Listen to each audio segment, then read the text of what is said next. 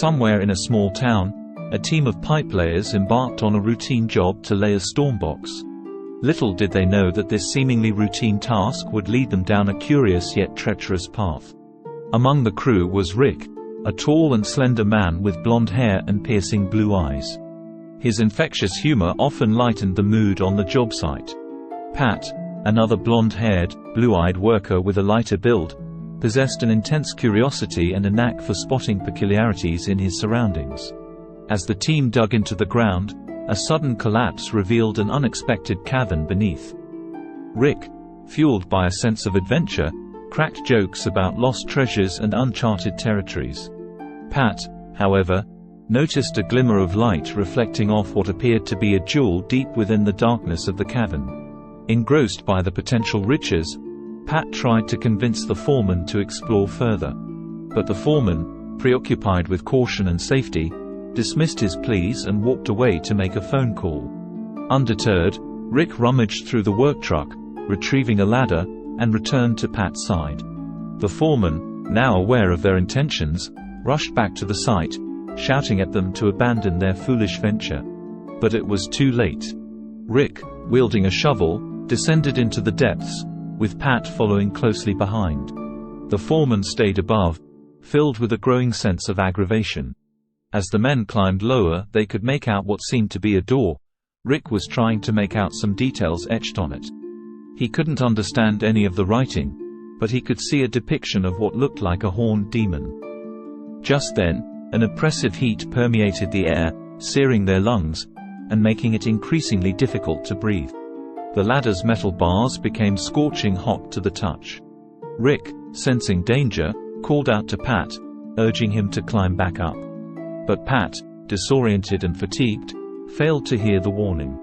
In a fateful misstep, he lost consciousness and let go of the ladder, inadvertently colliding with Rick, sending them both plummeting to the bottom.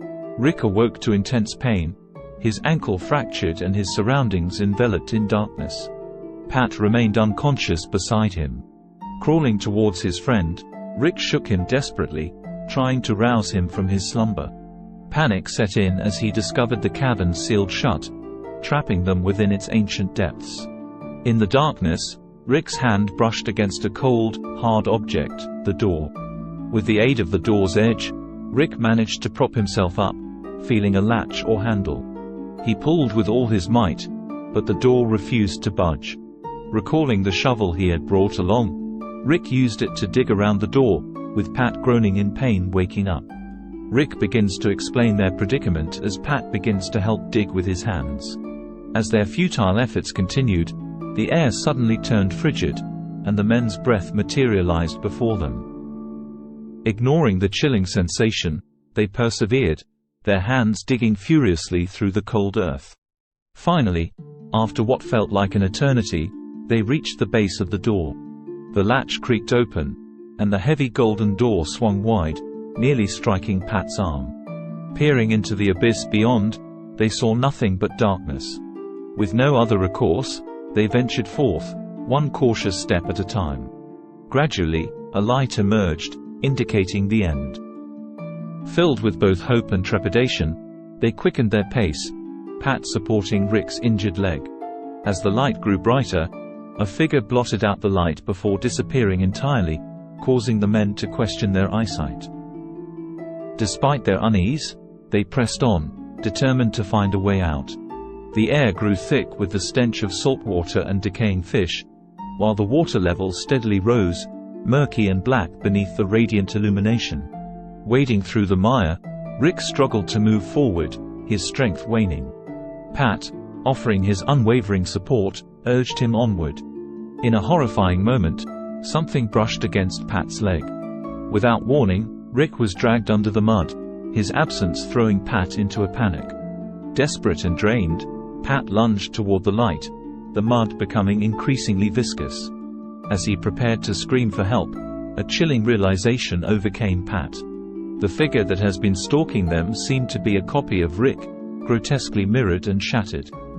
Needing more of their life's essence to return to our realm. Pat's cries for help were swallowed by the darkness as he too was dragged under the suffocating mud.